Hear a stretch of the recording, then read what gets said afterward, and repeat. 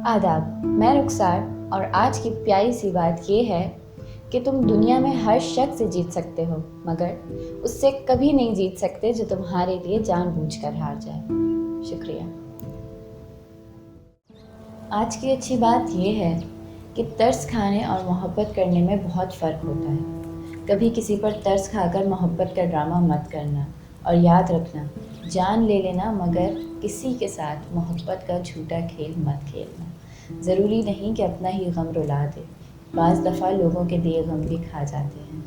Good morning. आज की अच्छी बात ये है कि हर इंसान एक चलती फिरती किताब होता है, बस हम पढ़ने की जहमत नहीं करते क्योंकि हम समझते हैं कि इल्म सिर्फ किताबों से हासिल किया जाता है। हालांकि ज़िंदगी गुजारने के असल असबाब तो हमें इंसानों और उनके रवैयों से ही मिलते हैं, और बाज़ सबक तो ऐसे मिलते हैं कि सारी डिग्रियां धरी की धरी रह जाती हैं।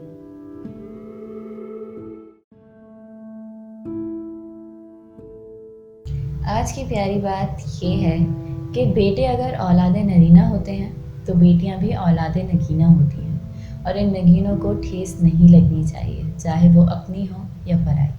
Good morning. आज की खूबसूरत बात ये है कि क्या फ़र्क पड़ता है हमारे पास कितना हुस्न, कितनी दौलत, कितने लाख, कितने करोड़, कितने घर और कितनी गाड़ियाँ हैं। खानी तो बस 2 रोटियाँ हैं, जीनी तो बस एक ज़िंदगी है। फ़र्क तो बस ये पड़ता है कि हमने कितने पल खुशी से बिताए और कितने लोग हमारी वजह से खुशी से जिए। Good morning. आदाब, मेरा नाम रुखसार है और आज की खूबसूरत बात ये है कि समझदार वो नहीं जो ज़्यादा पढ़ा लिखा हो, बल्कि असल समझदार वो है जिसे ये हुनर आता हो कि किस से, कहाँ पर, किन अल्फाज और किस लहजे में बात की जाए। अस्सलाम वालेकुम, मैं रुखसार और आज की खूबसूरत बात ये है कि जो शख्स आपके सामने दूसरों की बुराई करता है उससे ये उम्मीद मत रखें कि वो दूसरों के सामने आपकी तारीफ़ करेगा। शुक्रिया। अस्सलाम वालेकुम, मैं रुखसार और आज की प्यारी बात ये है कि लहजे और अल्फाज की खूबसूरती वो खुसूसियात हैं जो आपको अनदेखे इंसान का दीवाना बना देती हैं। शुक्रिया। अस्सलाम वालेकुम, मैं रुखसार और आज की खूबसूरत बात यह है कि जिस तरह लीमू की एक बूंद भी हज़ारों लीटर दूध बर्बाद कर देती है, इसी तरह इंसान की अना भी अच्छे से अच्छे रिश्ते बर्बाद कर देती है। Good morning.